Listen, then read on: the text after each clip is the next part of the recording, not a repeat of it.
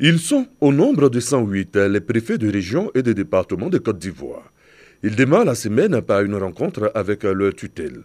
Au centre des échanges, l'élection présidentielle du 31 octobre 2020. Mesdames et messieurs les préfets de région et de département méritent plus que jamais une attention toute particulière. En effet, point n'est besoin de vous rappeler qu'aujourd'hui, les défis sécuritaires sont multiples. Mais il nous faut y faire face avec volonté et détermination. Cette problématique sécuritaire touche aussi aux échéances électorales. Nous avons besoin, pour ces élections, de créer un environnement sécurisé. Il s'agit pour nous d'une exigence régalienne qui renforcera la crédibilité de notre démocratie à travers ces élections présidentielles dont les enjeux sont évidents pour chacun d'entre nous. Le ministre Sidiki Diakité attend du corps préfectoral une participation active pour une élection présidentielle apaisée et sans violence. Témoin majeur de cette rencontre, le ministre-gouverneur Augustin Thiam. Il n'a pas manqué d'émettre un vœu, celui de voir cette élection se tenir dans la paix pour que Yamoussoukro continue sa marche sûre et rassurante vers le développement. Ce sont pratiquement 40 km de routes qui ont été totalement rebituées, qui ont été reprofilées, dessinées. Son Excellence, Monsieur le Président de la République, vient de nous accorder 40 autres kilomètres qui vont nous permettre de rentrer dans les quartiers, dans les villes.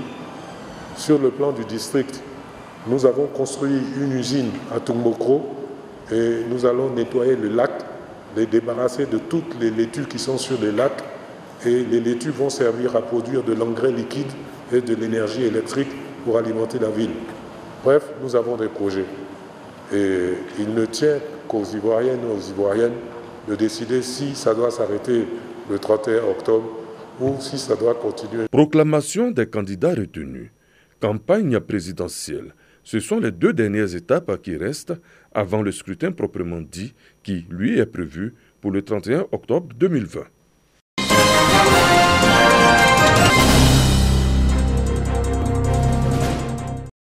C'est aux côtés du président du conseil régional du Loa-Guibois, Zakwa Kobena, et de Famoussa Koulibaly, député de Divo, que le président de l'ONG Carped, Challenge africain pour un renouveau des politiques économiques et développement, Eric Koné sillonne les différents quartiers et villages de Divo à la rencontre des jeunes, des parents et des autorités communautaires. Il s'agit pour eux d'échanger sur les causes réelles de ces violences et des solutions pour y remédier. Le président de cette organisation de la société civile associe les élus pour régler définitivement cette crise qui a occasionné de nombreux dégâts matériels et des morts. Eric Koné condamne ces actes de violence avant de proposer des solutions pour éviter ce genre de conflit communautaire. Des propositions axées essentiellement sur l'emploi des jeunes. Faire de sorte à ce que la paix soit une réalité, dans un esprit à lancer un appel pressant à la retenue de part et d'autre pour chercher à travailler au lieu de s'inviter dans des débats qui ne maîtrisent pas à cause des fake news et des folles rumeurs sur Facebook.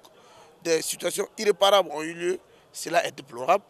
Nous condamnons cela. Le président du conseil régional de Loa-Guibois et le député Famoussa Koulibaly ont tous deux salué l'engagement de l'ONG Carped. Ils ont décidé d'unir les forces pour sensibiliser davantage les populations générales et les jeunes en particulier sur l'importance de la préservation de la paix et la promotion du vivre ensemble. Ce qui s'est passé vendredi, samedi, est-ce que quelqu'un peut lever la main ici pour dire que lui, il a gagné dedans? Non, tout le monde a perdu. C'est Divo qui a perdu. Divo, cette mère qui a vu ses enfants s'entre-déchirer. Divo qui a vu les biens des uns et des autres pillés. Divo, là, nos ancêtres qui sont un peu partout couchés là, ne peuvent pas être heureux. Nous allons organiser dans ce mois de septembre les assises de la jeunesse à Divo ici.